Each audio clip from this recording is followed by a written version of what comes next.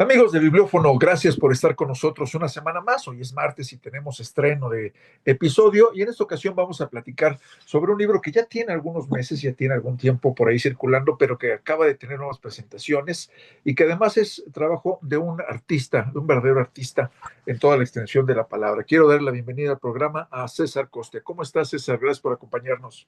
Muchas gracias por la invitación. Y bueno, Gracias. vamos a platicar, entre muchas otras cosas, de este libro que se llama Patria Libre, que editó el sello hidalguense Cipselas hace ya algún tiempo, hace un año, 2 años más o menos, Un este, año así. un año exactamente, y bueno, has estado otra vez presentándolo, pero antes de llegar a este libro, César, yo quiero preguntarte, tú eres un autor pues ya con una trayectoria importante, pero ¿cómo es que surge en ti el deseo de escribir?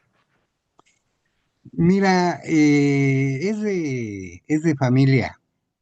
Eh, Nací en una familia que se leía mucho, sobre todo mi abuela.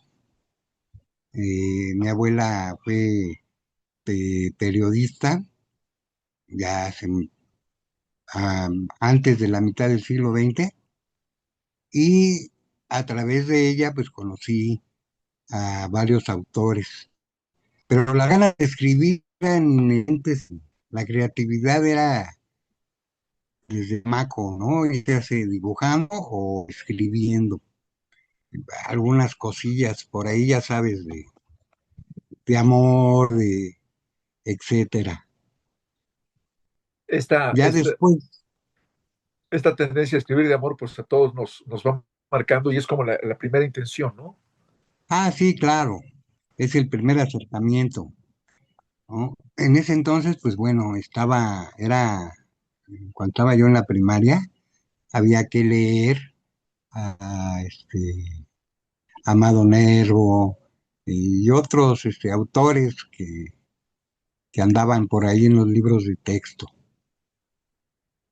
A mí de que, bueno, pues tuve la fortuna que a través de mi abuela pues pude conocer a algunos, en persona me refiero a algunos maestros, algunos poetas, con algunos pues, con una relación bastante larga, como es el caso de Germán Lizar Zubide, poeta estridentista, Sí. muy amigo de mi abuela, y bueno, pues nos íbamos seguido los tres, cuando me tocaba andar cuidando a los viejos, porque ya estaban grandes, pues nos íbamos ahí a la Gandhi a tomar café y a oír sus pláticas, ¿no?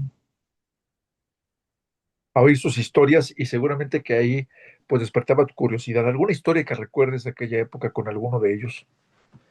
Mira, con mi abuela, pues son muchas, una gente que me formó a nivel intelectual, a nivel cultural. Yo aprendí a leer a los 5 años de edad.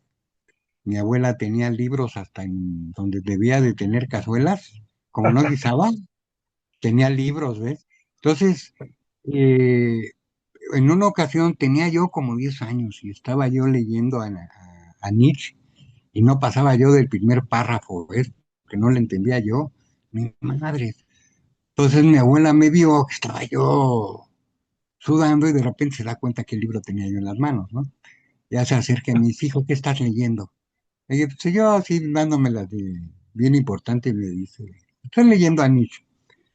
Y que se ríe y dice, no, mi joven, ya me presentó a los filósofos griegos, a los chinos, entonces, sí, me dice, hay que llevar Un orden. un- También pasó lo mismo en la literatura, ella y mi madre me acercaron siempre en los libros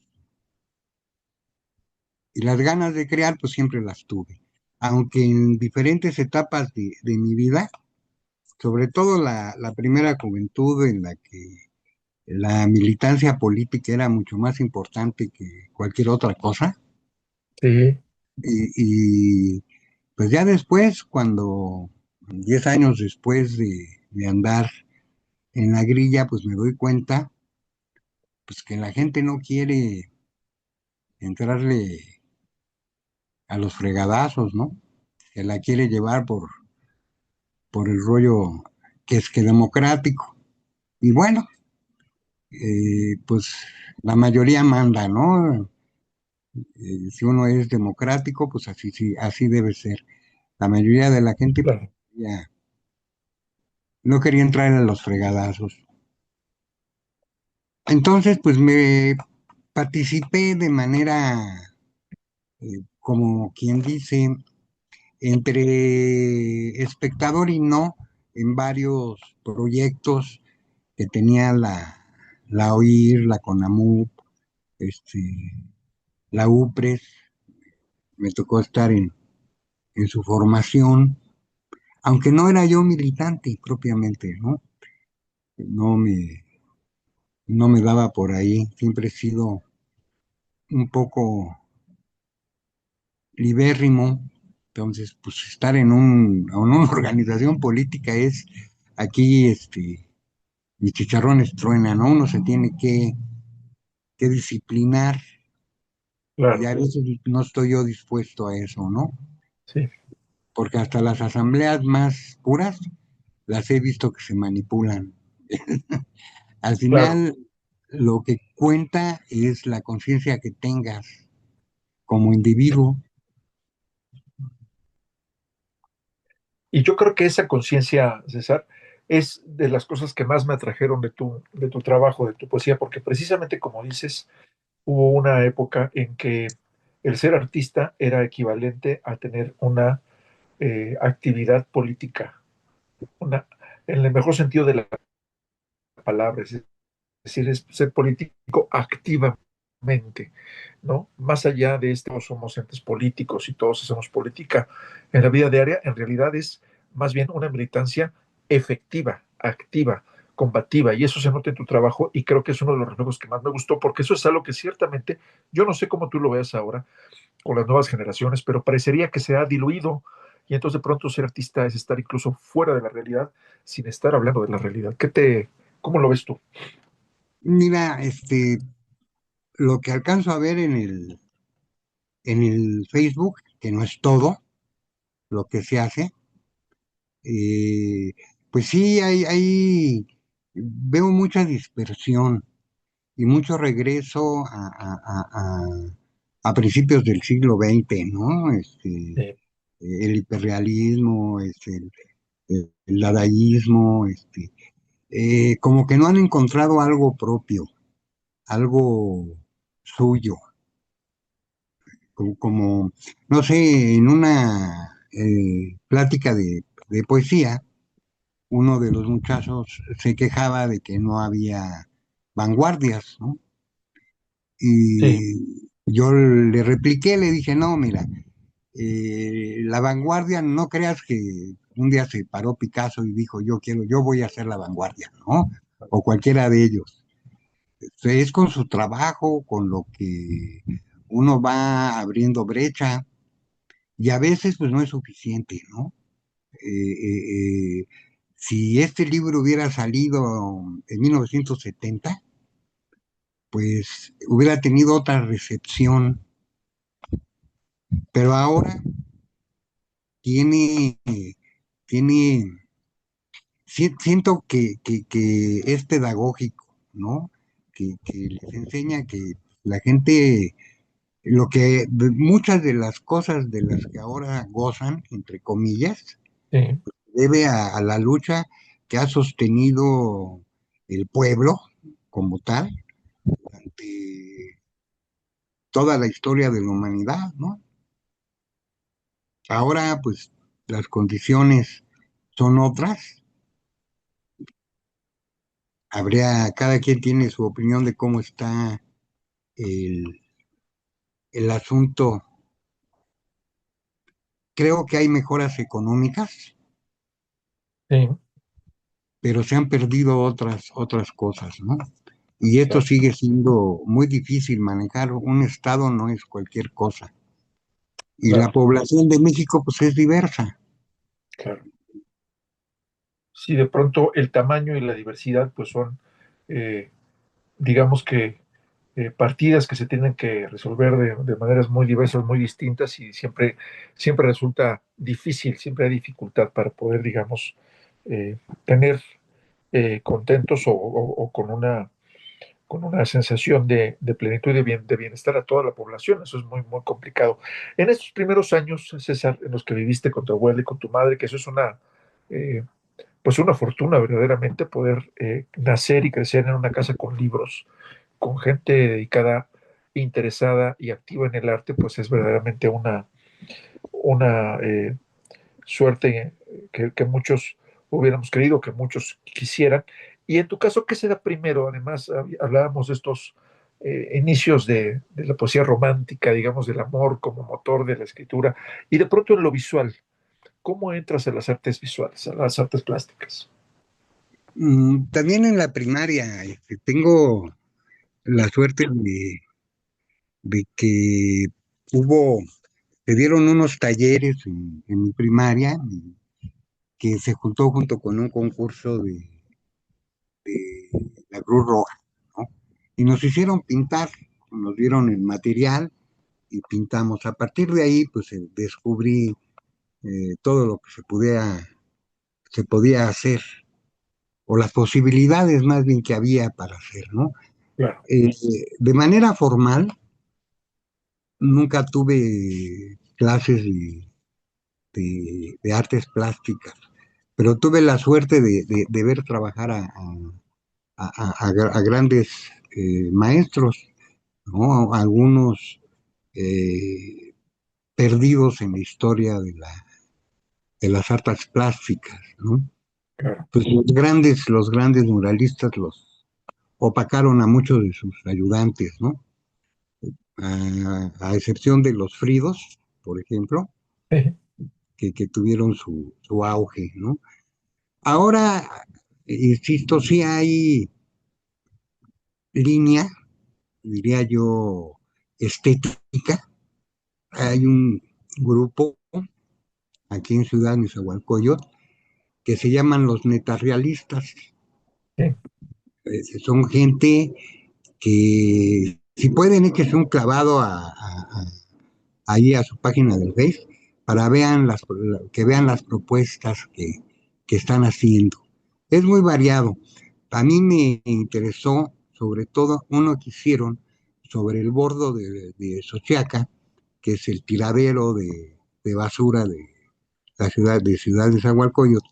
Hicieron una exposición que bastante interesante e incluyeron a la gente y niños que iban pasando a que pintaran algo sobre la obra que estaba ahí, que ellos habían expuesto.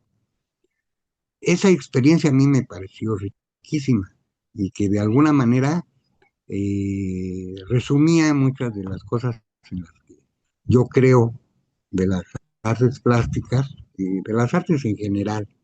claro. Aunque, por ejemplo, para ser poeta, pues basta un lápiz y una hoja, ¿no? Para explayarte. Para pintar, pues, sí es más difícil, hay que invertirle tiempo y en el taller, me refiero, tiempo en el taller y pues los materiales no son caros. Lo que de alguna manera me ayudó es que me gustó mucho siempre conjugar las diferentes técnicas que había, ¿no? Laca con óleo, crayón con tinta china y vinílica o acrílico, recortar mis propios dibujos y pegarlos en el lienzo para que se armara el discurso plástico. En eso pues también me encontré con que se complementa lo que escribo con lo que pinto. Las dos te crean dos imágenes en el cerebro diferentes. Cuando tú accedes a una imagen a través de la lectura, no es lo mismo que cuando lo ves y lo observas como cuando ves una danza, eh, una obra, una pictórica, una escultura, Claro. te entra por los ojos y entonces te dice cosas diferentes, ¿no? Sí, que la letra escrita. Se complementan. claro. Aquí, por ejemplo, mira, estoy mostrando algunas de las ilustraciones que tiene este libro que estamos platicando, Patria Libre, que son precisamente o alguna serie de ilustraciones de collage, de pinturas, de dibujos tuyos, que tienen precisamente que ver, hay como una interrelación, pues, digamos, metaliteraria, meta artística entre lo visual, estrictamente visual, es decir, la imagen, los trazos, a las grafías, a lo visual en el caso de las palabras y de las letras, ¿no? Sí, claro. De ahí nace la idea o el concepto de hacer una novela plástica. Ok, El libro, el libro que tienes en la mano es un capítulo, es correcto, es el capítulo sexto, sí es el capítulo sexto. es correcto. Entonces son 7 capítulos donde veo lo que a mí me tocó vivir y cómo lo interpreto, ¿no? Sí, Yo pues siempre fui, eh, dirían ahora, comunista, pero no me gusta la palabra, me gusta más, soy materialista dialéctico desde ok, chamaco. Entonces el método a mí me sirvió para entender desde cómo funciona el universo hasta cómo funciona mi cotidianidad. claro, ¿Ves? A mí me funciona ese método. No digo que a todos les deba funcionar. Por ahí tengo un poema que leí hace poco de un libro que estoy escribiendo para complementar este que se llama Recuerdos de Guerra, ¿no? Y en base a las leyes de la dialéctica hago una paráfrasis entre lo que el amor es ah, como el materialismo dialéctico, correcto. causa y efecto, eh, error y acierto. Bueno, y terminamos con la última que es la del desarrollo desigual y combinado, ¿no? Que de alguna manera en una relación de pareja pues siempre es así, nunca es pareja. Por ejemplo, claro. Y eso es solamente una muestra, ¿no? De cómo ese tipo de esquemas está presente en toda nuestra vida y sobre todo en nuestra vida social, ¿no? Sí, yo creo que ahora lo que les falta a los muchachos es método, es un método que les ayude a percibir. Eh, Cuando estábamos chamacos, me acuerdo que nos reuníamos 2 veces a la semana para leer a Marta Harnecker, ¿no? Entre otras cosas que hacíamos amén de lo que uno tenía que hacer en la escuela, la militancia política, etcétera, ¿no? Pero eran otros tiempos. Hoy los muchachos sienten que ya la ganaron, ¿me entiendes? Claro, Cuando en realidad es nada más una fotografía, ¿no? Lo mm, que subyace atrás no lo ven, no se van, leen el texto, pero no se van atrás del texto, ¿no? De todo lo que el texto significa. Es como cuando te manejan ahora, está muy de moda manejar la estadística, te dan los números y como te dan números, la gente piensa o se queda con que es real, eso, cuando las estadísticas se manipulan desde siempre, ¿no? claro, Nadie te asegura que los datos con los que hicieron la estadística sean reales, ¿no? Esa es la primera. Entonces, te digo, es difícil entender este mundo, amén de que los medios te bombardean, etcétera. El, además, el- el- sobre todo en esta época, César, de la hiperconectividad, ¿no? Ya no son solamente los medios tradicionales a los que nosotros nos enfrentábamos, digamos, en la juventud, que era la televisión, la radio, los periódicos, que había un sesgo muy claro, ¿no? Entre lo que es una cosa y lo que es la otra, pero de pronto ahora con la hiperconectividad, pues eso es más complicado, ¿no? sí, pero eso le da a la gente y a los chamacos que manejan esto, la verdad es que es muy interesante todas las posibilidades que hay a través de este medio. Es algo que en mi tiempo, por ejemplo, yo no publiqué muchas cosas en 1970 o 1980 porque hasta el papel estaba controlado. Y amén de que para poder editar, pues tenías que tener una impresora o una offset del tamaño del mundo. Hoy las condiciones técnicas, pues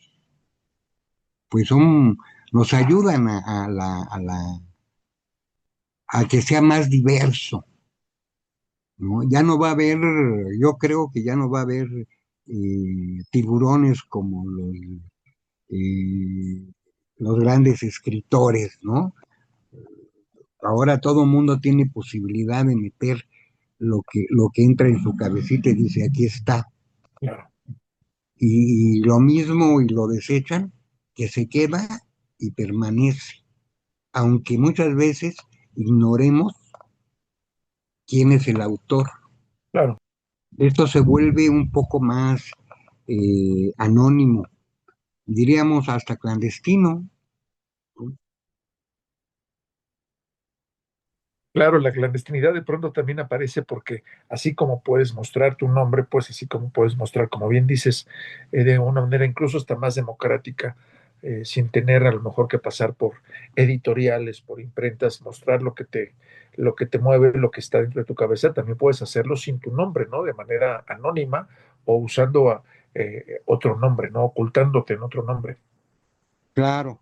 Ahora también pues, tenemos el problema que como la cultura capitalista pondera mucho la personalidad de la gente, Sí, que te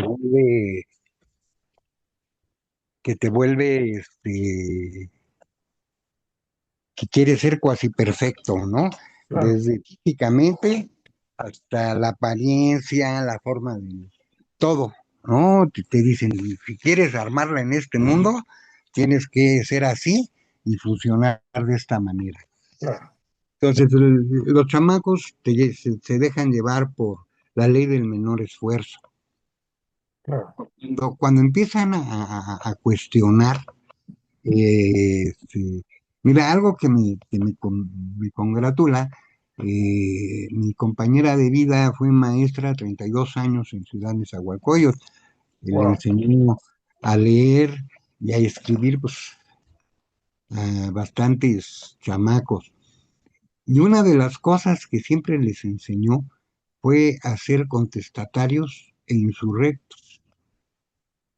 Incluso había otros maestros que los recibían después de que ella había sido su maestra, que le decían, hijo, cómo son difíciles los chamacos, ¿no? Dice, todo cuestionan, dice, pues es que es parte de lo que deben de aprender claro. a cuestionar, a pensar por sí mismos, ¿ves? Y pues no clavarte con ciertas corrientes, te digo, estéticas, que yo Sí, veo que el hiperrealismo o que el body paint. Les explicaba, por ejemplo, que el body paint pues, existe uy, desde que el hombre es hombre, ¿no? claro, Y que el significado, pues eso es lo que ha cambiado, ¿no? Se sigue pintando el cuerpo humano, pero tiene una connotación diferente. claro. Desde moral, ¿no? Sí, Desde romper con el hecho de que la moral talmúdica, pues castiga el cuerpo desnudo, ¿no? Lo considera un pecado, no como los griegos, ¿no? O los japoneses, que, que, que, que, que- que disfrutan de eso que somos, ¿no? Esa materia viva, palpitante. sí, claro, le culto la vitalidad, ¿no? Del cuerpo y del ser. Claro Hace que eso, rato pues, hablabas de dos ideas que de pronto se me juntan en la cabeza, César, un poco hablar de estas corrientes, ¿no? Que de pronto los artistas del siglo XX, pues no se detenían un momento y decían, ahora voy a fundar una corriente nueva, sino que lo iban haciendo a través del trabajo y de una obra constante y en permanente hechura. Y también de pronto el goce estético, ¿no? Algo que también de pronto se ha perdido en aras de la diversidad o en aras de la experimentación visual, pues de pronto también hay digamos, un extravío en lo que es verdaderamente estético o en lo que verdaderamente nos causa un disfrute estético, ¿no? En tu caso, pues, no solo con tu actividad como escritor, sino también como en tu actividad como creador visual, ¿sientes que has estado trabajando en una propuesta estética a lo largo de tu vida? Sí, claro, claro que sí. Esa fue de las grandes discusiones que tuvimos con los pintores, bueno, de camarada a camarada, ¿no? Sí, sí, Eh, para mí, como diría el poeta Max Rojas, si la poesía no te patea, pues no es poesía, ¿no? Y tampoco el arte es una pastillita que te la tomas para que se te quite el dolor de cabeza claro. o para que se te olviden los, las broncas, ¿no? Sí, sí, Imagínate, por ejemplo, la película de Macario, que estéticamente es bellísima, además el tema que toca, la sí, actuación, sí, es claro. una película que vale la pena ver y volver a ver, Y volver a ver, así es. claro. En alguna ocasión, por medio del Facebook, eh, habían pintado la película para que se viera en color. Sí, Y pues, yo vi que había 20, 30 gentes que decían que qué chido, ¿no? Yo me puse a pensar y dije, no, pues no, precisamente el valor estético que tiene esa claro, película es la fotografía en blanco y negro. claro, por supuesto. Esa es la propuesta que hace Figueroa. Es decir, Claro, darle color, bueno, sería intervenir la obra. Habrá gente a la que le guste y a gente a la que no. A mí me parece que la obra pierde y pierde mucho, porque no fue concebida fue filmada en los años 60, ya se podía haber filmado en color. en color. Por, Sí, por sí, algo Figueroa decide que se filme en blanco y negro. claro. Es apostar todavía por el blanco y negro. Bueno, vamos a ir a hacer una pausa, una pausa. Sí, César, vamos a seguir platicando acerca de tu trabajo y, por supuesto, vamos a adentrarnos más en este libro, Patria Libre, de César Costia, que publica el año pasado la editorial Cibselas y también, bueno, platicarte un poco esa experiencia con la editorial y cómo ha sido la difusión de tu libro y qué va a pasar con él este año. Vamos a ir a la pausa, regresamos, no se vayan amigos de bibliófono, estamos aquí platicando con César Costia.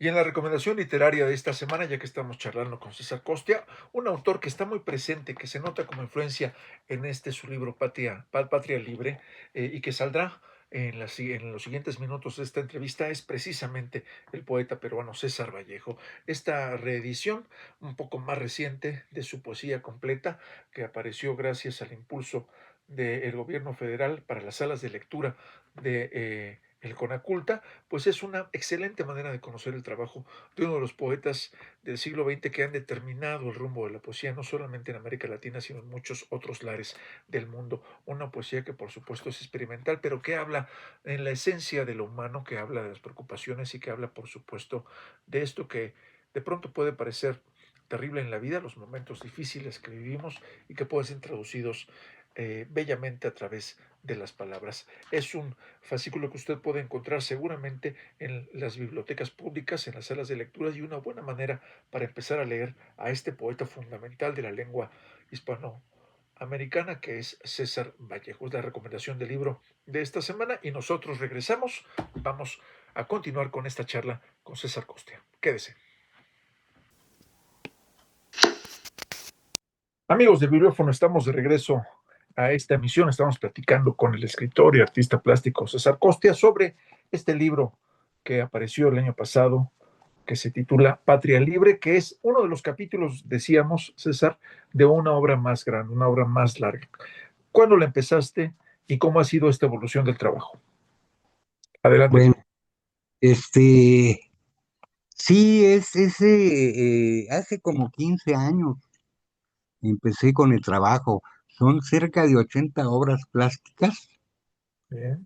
y sí, bastantes, poemas, ¿no? Eso sí no los he contabilizado, pero pues sí tiene un buen texto. Sobre todo porque unos van sobre la obra plástica y Sí, otros, pues, van en el formato en este de Patria Libre, ¿no? Bueno, eh, es mi experiencia política, social, durante pues, la Guerra Sucia, ¿no? sí, Yo milité en el Partido de los Pobres, en el de Lucio Cabañas, a sí. partir de 1974. Pero antes ya había yo servido de correo para la Asociación Cívica Nacional, la de Genaro, para los maestros Israel Miranda y su hermano. No sé si fue buena o mala suerte, la maestra que me tocó a mí en sexto año de primaria era la esposa de Genaro, que fue a dar ahí a la escuela pues por las relaciones que tenían con mi abuela. Mi abuela fue fundadora del Partido Comunista, de las Juventudes Comunistas de México. Sí, sí. Eh, Mi abuelo, marido de ella, era militar y fue de los militares mexicanos que fueron a pelear a la Guerra Civil Española. Ok. Mi abuela anduvo por allá, por la misma época, porque fue como representante del gobierno al Congreso de Bruselas. Ok. Mi abuelo se queda hasta que termina la guerra, él participa en varios batallas. Mi abuela ayuda a organizar a los niños de Morelia y se viene con ellos, ¿ves? Lo digo como antecedente porque para que entiendas la relación que tenían conmigo, digo, me formaron, pues Claro. tenía yo que desembocar en lo que desemboqué, ¿no? Sí, Con sí. todo el Partido Comunista estaba en crisis en ese entonces, en la época de los 70, tenía sus contras, ¿no? Sí, sí. Eh, la gente no se acuerda, pero el único candidato que le jugó a la presidencia, entre comillas, a López Portillo, pues fue el del Partido Comunista, ¿no? Sí, así es. Entonces, eh, pues ahí ve uno, ¿no? Ahora, te digo, ahí también en ese periodo, pues la gente decide que se quiere ir por el rollo democrático Sí, y no por... Entonces, pues eso me lleva a dejar la, no nada más a mí, a algunos compañeros, la lucha armada y aprovechando la amnistía de López Portillo, sí, me puse a trabajar a los partidos o a las asociaciones a nivel social, ¿no? claro, Siguiendo la filosofía del Partido de los Pobres. Este libro trae al principio sí, dos fotografías de dos gentes que digo que sin haberlos conocido de manera física, por ninguno de los dos, su ideología, su forma de afrontar la realidad, pues me formó. Eh, la filosofía de ser pueblo, hacer pueblo y estar con el pueblo, claro, pues esa es parte sí, de lo que se maneja, ¿no? claro, Esta parte es un poco sacar la rabia de las injusticias que aún existen, que se quedaron desde esa época, ¿no? Los desaparecidos de la Guerra Sucia, eh, a la gente que participó en la desaparición y muerte de los compañeros, pues se jubilaron. Ahí está el Chaparro Acosta, ¿no? Que hasta que no lo mató el narco, sí, ¿no? así es. Y el que hizo justicia al final fue el narco, ¿no? Bueno, entonces digo, esa era una respuesta, así como los otros capítulos Sí, incluyen el primero se llama El mito del nacimiento de Quasimodo. Eh, ya. la- yo pienso, eso también lo discutimos una vez con Max Rojas, que le decía, es que yo creo que todos somos Quasimodo. Entonces se volteó bien enojado y me dice, "Pues, se habla por ti, ¿eh?" Y, yo le decía al maestro, no, maestro, lo que pasa es que nos venden la idea de la perfección cuando Sí, pues la mayoría tenemos una muela tapada. Esa ya es una prótesis. Una muela tapada es una prótesis. claro, Entonces, no somos perfectos, todos tenemos eh, nuestra joroba, ¿ah? Entonces, claro, el maestro Tego sí se indignaba, sí se enojaba conmigo. Decía que él no era Quasimodo. Pero bueno, esa es una idea nada más. Y yo sí me identifico con esa figura porque la vida misma te enfrenta con circunstancias que sí, aunque no creas que sean justas, son necesarias, ¿no?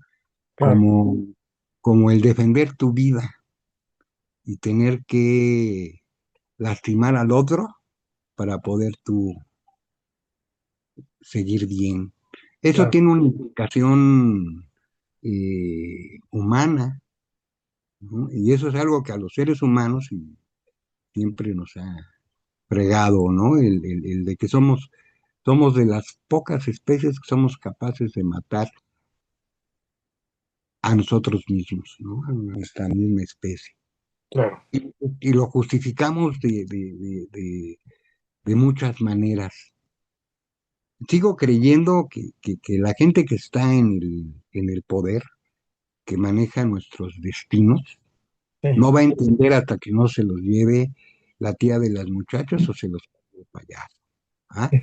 sí, Tú ve cómo está la situación mundial con el loco del Trump, sí, la sí, bronca sí, con Ucrania, ve cómo está Medio Oriente, y dices, en cualquier rato nos va a llevar a todos parejo, no van a preguntar si tú sí o si no, o si piensas esto, o eres de derecha o eres de izquierda, ¿no? claro, Te va a llevar parejo. A todos, hasta esos mismos cabrones que le van a apretar, también se los va a llevar porque pues no hay manera de,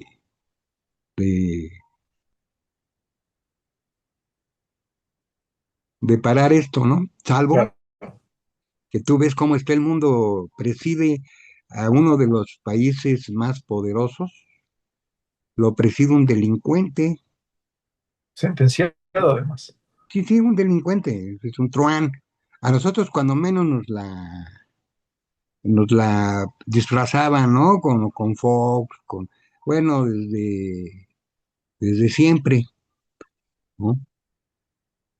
Con algunas honrosas excepciones de algunos presidentes de la República que tienen lo suyo todos, que somos seres humanos, ¿no?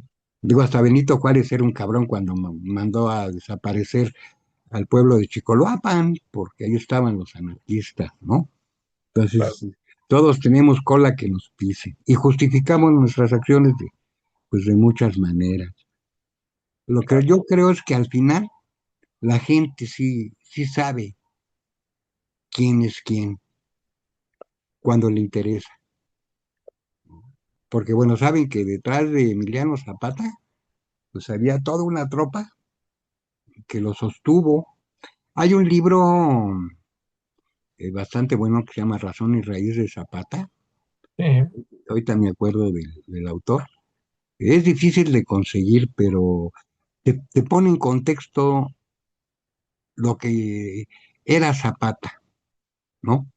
Y así como otros libros me llevaron a conocer a otros personajes y verlos tal cual son, ¿no? Eh, Saber que todos eran homicidas, no les dejaron de otra, pero bueno, cómo asumían esa, esa aceptación, cómo se asume, ¿no? Algunos ni la justificaban, ¿no? Otros, pues sí, y aún lo hacen. Si no ves lo de Medio Oriente te acusan de antisemita, ¿no? Claro, Yo siempre les digo, no, yo no soy antisemita, a mí me caen bien los palestinos.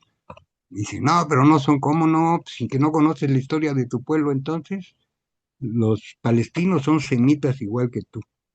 Entonces, ay no, es un rollo ideológico, ni siquiera es un rollo religioso, porque bueno, más de la mitad del pueblo hebreo que está repartido en el mundo y que no quieren al Estado de Israel, lo ven como una religión y no como un Estado, que pues eso ya sí, nos claro. dice. Bueno, de este libro, pues de lo que se trata es de que quien lo lea, pues se entere de algunas cosas, le dé curiosidad e investigue. Alguna vez me decía un compañero de Ciudad Mesa, eh, hablándole estábamos platicando sobre la experiencia de la Guerra Sucia, estaba otro compañero que en paz descanse, también es guerrillero, y me decía, bueno, ¿y por qué no lo escriben? Dice, pues no, no, porque no, ni él ni yo estábamos de acuerdo con que, mira, estamos de luto, no te puedes vestir con la muerte de los compañeros, no se vale. Tienes que verlo desde dentro de ti, decir, esto es lo que yo sentí y esto es lo que soy. Yo tuve la suerte de sobrevivir a todo ese periodo, pues entre otras razones, pues porque yo tenía un entrenamiento militar que no tenían la mayoría, ¿no? Este, a través de mi abuelo, pues tuve la oportunidad de aprender bastantes cosas. También de que la lectura, pues te lleva a aprender muchas cosas. Eh, Había una editorial que Sí, clandestina en los 70 que se llamaba El Caballito, que ya después pues sí le dieron el permiso y demás. Tenía libros como Cómo se arma y se desarma un M1, una carabina M1, así como las canciones de Carlos Mejía Godoy en esa época, ¿no? O los poemas de Ernesto Cardenal, o de Leonel Rugama, y bueno, de tantos que participaron, trabajaron para el bienestar del pueblo, sí, sí. aunque en ese tiempo pues, se los llevó la tía de las muchachas, ¿no? Y algunos tuvimos la suerte de sobrevivir, otros no. Y algunos que sobrevivieron, como es el caso del presidente de Nicaragua, pues se echó a perder. ¿Y de qué manera, Karen? Sí, ¿No? sí, sí. El poder corrompe, corrompe siempre. Sí, Por muy eh, serio que seas en tu pensamiento, sí, el poder te gana, claro que gana. Porque además pues, no te manda solo, ¿no? Y siempre hay un equipo de gente e intereses. sí, claro, por supuesto. Es algo que resulta tristemente inevitable. ¿Por qué decidir publicar en este volumen el capítulo sexto, César? ¿Qué quieres que ocurra con los capítulos anteriores, con los capítulos que siguen? ¿Cómo va a ser la Mira, evolución de este libro? estoy trabajando, recopilando, eh, casi siempre cuando no pinto escribo, entonces estoy juntando y haciendo una selección de los poemas. Por ejemplo, el capítulo primero ya lo tengo definido. Estoy trabajando ahorita en el último capítulo, que es el señor Micantecutli. Estoy haciendo una serie de piezas alrededor Sí, de la muerte, ¿no? Y a través del concepto. Esto me lleva a veces, estás presente, estás en este momento de mi vida, pero luego, o sea, a los 67 años están más cerca de que te cargue el payaso Sí, a cuando tienes 30. Claro, dada la experiencia de vida, yo tuve la experiencia de estar cerca del tocadero, dirían, desde muy chamaco. Después, bueno, fueron bajando las posibilidades, porque la política en el país también empezó a cambiar, ¿no? Entonces, pues permitía, ahora pues podemos hablar de muchas cosas que antes no podíamos, porque claro. nos ganábamos una buena máscara del santo y el Tehuacán con el chile piquín, ya sabes, Sí, claro. que ahora los chamacos pues lo ven por la tele y creen que Y pues creen no que es es una así. exageración. Sí, sí, nunca han sentido un buen chingadazo en los riñones. Sí, así es. Esa es una palabra que me encanta, por cierto. Y además creo que este libro es precisamente no solamente la expresión de tus convicciones y de tu militancia política, sino también ese retrato de una época que, como dices, por fortuna queda muy lejana. Eh, Desafortunadamente no consiguió lo que se quería en esos tiempos y los resultados han variado significativamente, yo diría incluso diametralmente, pero también es un retrato de esto que ocurría, de un México que de pronto, si no que se queda escrito, se perdería, ¿no crees? Sí, claro, claro, claro que sí. Eh, yo empecé a decidir que en los 70 empezamos 80 más bien, ya no eran los 80, eh, junto con algún compañero chileno que conocimos por acá y otros compañeros, hicimos sacar una revista. Claro, te digo, nos encontramos con que era muy difícil editar y demás. Algunas sí sacamos algunas cosas. Pasa el tiempo, pues, la técnica va cambiando. Tengo la buena suerte de conocer a Jorge Valdere con el América y el proyecto que tenía. Yo le aposté porque creo que los dos son gente muy chingona, ¿no? De mucho trabajo, que sostienen lo que dicen con la chamba, que eso es lo primero.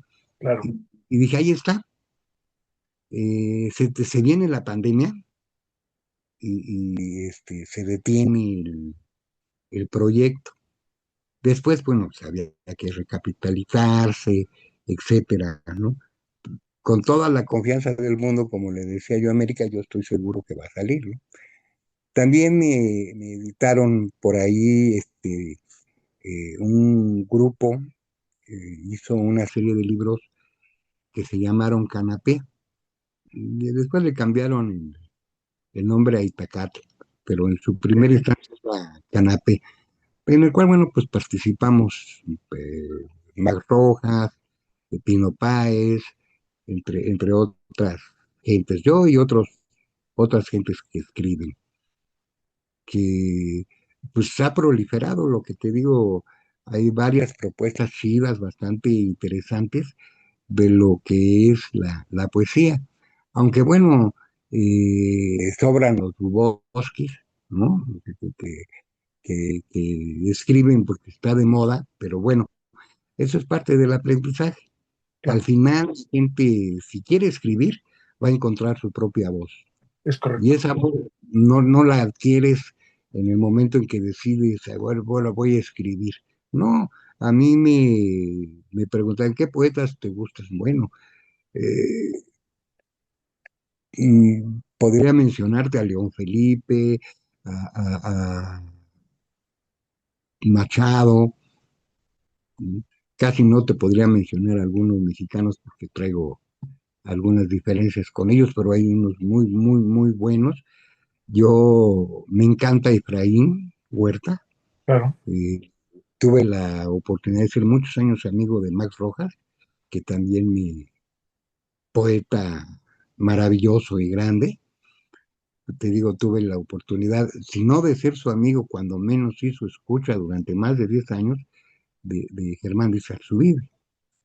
sí, También pues, tuve oportunidad de que a través de mi abuela, cuando menos, conocí de vista y de saludo a algunas gentes como Elena Poniatowska, etcétera, etcétera, ¿no?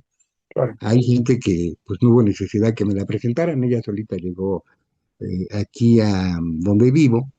En los 90 hicimos la toma de una unidad y logramos que nos dieran 1,200 departamentos. Vino Carlitos Monsiváis. Mira, qué bien. Sí, ya sabes que era comal y metate de Sí, sí, todo. sí, claro. Un Jolín de todos hombre los moles. que se sentía intocable, a mí me vale gorro. Ese hombre me caía bien por eso, ¿no? Sí, sí, No le importaba quemarse y demás, como dirían, ¿no? Algunos de que con el poder cuando le coquetean al poder, ¿no? claro. Sí, así es. Pero yo también aquí noto, por ejemplo, influencia de César Vallejo, Ah, mucha, mucha, mucho. ¿no? César Vallejo fue uno de los primeros poetas que leí y leí en serio. Eh, el libro que más me gusta es el de Trilce, Claro, el que me llega, aunque pues por cuestiones de familia, el de España aparta de mí ese cáliz, claro, pues también me llena, ¿no? Yo, los, mi abuela y mi abuelo tuvieron 3 hijos. Mi mamá, que era la mayor, se llamaba Silvia, por Silvia Mangano. Mi tío, que ya de ella se llamaba Madrid, por obvias razones. claro. Y el último se llama Pedro, ¿no? Este, es, digo, es gente que me educó. Unos en matemáticas, como es el caso de mi tío Madrid. Lo Sí, poco que sé de matemáticas, química y física, pues él me lo enseñó. No digo que otros maestros que con los que estuve en una escuela formal no me hayan enseñado, pero siempre el refuerzo que te dan en la familia. sí, Sí, ya cuando yo llegué a la facultad, como andaba metido en el rollo de la guerrilla y no tenía yo tiempo de ir a la UNAM, fui a hablar con el maestro López Gallo, entre otros. Y ahí le dijo, oiga, maestro, pues deme chance de presentarle un trabajo al semestre, ¿no? Y me interrogó ya, pues le dije, pues es que pasa esto, ¿no? Sea bueno, toma estos 5 libros y tráemelos en 15 días. A la semana fui y le dije, mire, ahí están, lo que me pidió. Si a poco leíste los 5, digo, no, nada más 2, porque los otros 3 ya los había leído. muy bien, Y a partir de ahí, pues ya nada más me encargaba 1 o 2 investigaciones en el semestre y podía no asistir, ¿no? claro, Y así como con otros maestros. Hasta que pues ya no pude ir a la universidad porque los madrazos estaban de a peso y pues me dediqué a sobrevivir y después a pintar, ¿no? Lo más que pude. Participé en varios grupos pictóricos en esa, aquí en Iztapalapa. eh, eh, Cosa rara, al único grupo de poesía que pertenecí fue en 1980, ya después me fui por la libre, ¿ves? Sí, y bueno, qué que, bueno que te fuiste por la libre porque pues este libro tiene una unidad estética y lírica muy, muy importante, muy bien definida y además yo creo que es algo nuevo para las nuevas generaciones, es sí algo fresco, porque fíjate la contradicción de la idea, ¿no? De pronto entender en estos tiempos, en estos 25 años del siglo XXI, el compromiso político que había por parte de los autores, de los escritores, de los artistas, que podía convertirse en literatura o en arte, pues puede parecer incluso desconocido, una idea nueva para ellos, ¿no? Estás ahora volviendo a presentar el libro. ¿Cómo ha sido este proceso, César? mira, a mí me marcó mucho la clandestinidad, ¿ves? Y no me gusta el público, incluso cuando he hecho trabajo social no me gusta estar en el micrófono, no me gusta salir en la foto, Es decir, hay cosas que Sí, uno sí, debe de hacer por conciencia y entonces no lo vociferas, lo haces simplemente. Entonces, con lo que escribo me pasa igual, no lo vocifero, ahí está, ¿no? Podemos entrarle a una discusión porque eso sí soy, me encanta discutir sobre política y sobre sí, sobre geopolítica, la política nacional, entre otras cosas, pues, para que la gente se entere, ¿no? Busque, si no me cree, se sí, quiere claro. pelear conmigo, pues que se vaya a la fuente primaria y que averigüe, eso ya es bastante, ¿eh? Que las cosas te hagan pensar. Alguna vez en mi pintura y en mis dibujos me decían, es que parecen que no los acabas.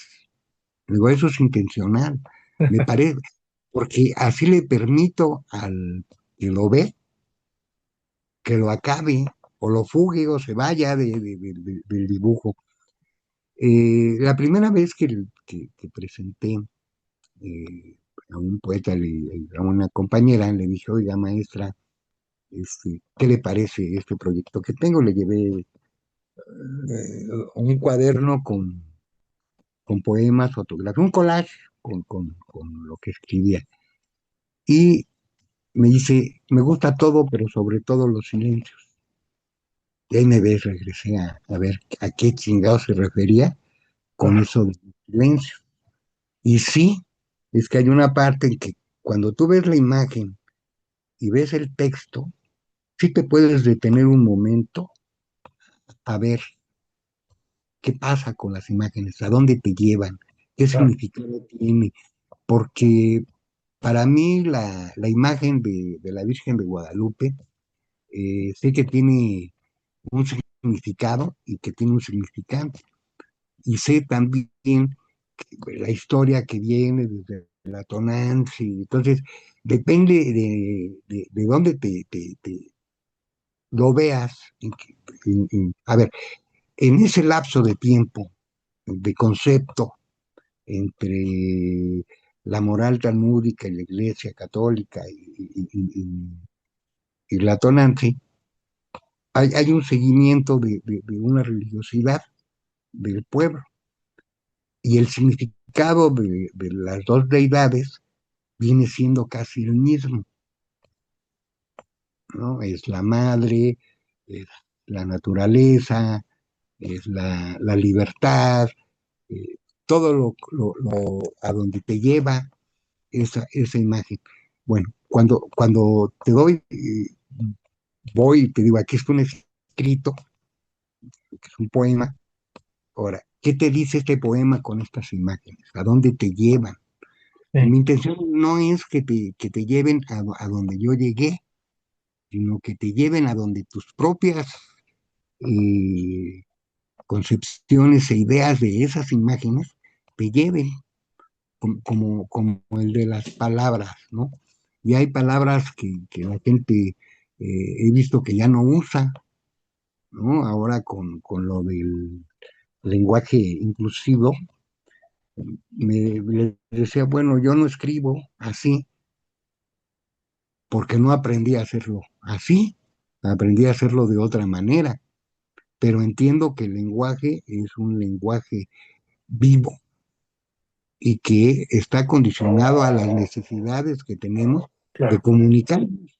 Por eso existe el Span English y otros idiomas que deben de estar perdidos entre las fronteras de este mundo, ¿no? claro. Al final la poesía es la misma, lo digas en el idioma que lo digas. Es una cualidad que tienes para ser ser humano. Claro, claro. Me atrevería a decir que el que no es capaz de hacer poesía no es humano. Eso es lo que nos diferencia de otras especies con todos los valores que tengan las otras especies. Pues tienen un chingo. Pero nosotros hacemos arte. Claro. Sí, eso nos diferencia, pues, de otras especies y nos hace únicos, ¿no? Sí, No, pues ha sido una charla muy amena, César, y por supuesto muy interesante. Yo creo que tu libro me causó muchas sensaciones precisamente por primero esta posición combativa que poco se ve en los nuevos autores y por supuesto siendo un autor con esta trayectoria, por supuesto que la dicotomía entre lo escrito y lo visual pues es un complemento que pocas veces se ve, que pocas veces se obtiene y esta habilidad que tienes tanto para plasmar tus ideas en lo escrito como en lo visual es algo que te hace único. ¿Va a haber presentaciones de este libro pronto, César? Mira, eso tendría que verlo con América. Me estaba diciendo que ya se acabaron los ejemplares, Sí, sí, ¿no? Que me congratulo que ya se acabaron, así ¿no? es. Entonces, tengo ahí, te digo, dos propuestas, tengo que decidir si una, una reelección con los poemas estos de recuerdos de guerra Sí, y o algún otro de los capítulos que tengo. claro, Eso es lo que tengo que ver. Bueno, esto y los recursos, porque este, mi papá era obrero, ¿no? Entonces, no me heredó más que deudas. Entonces, tengo que ver cómo sale lo del libro, ¿no? claro, poco a poco, pero va a ser por supuesto un éxito como ha sido este libro y por supuesto que estaremos muy pendientes porque creo que has marcado una línea interesante de seguir a través de Patria Libre y por supuesto que quienes lo hemos disfrutado a través de esta edición de Cipselas, pues vamos a estar muy pendientes de que continúe, por supuesto, y seguramente cuando aparezca un nuevo volumen, pues estaremos platicando nuevamente, estimado César. Ya, gracias. Te agradezco tu reseña, me encantó. Me A da ver, mucho gusto, me impactó tanto que tu libro que necesitaba escribir algo. muchas gracias. Gracias a ti, César. Te mando un abrazo y por supuesto a los amigos de Bibliófono los invitamos a que se queden en el canal. Tenemos ya mucho material, muchas propuestas y cada martes un episodio nuevo. Nos vemos la próxima semana.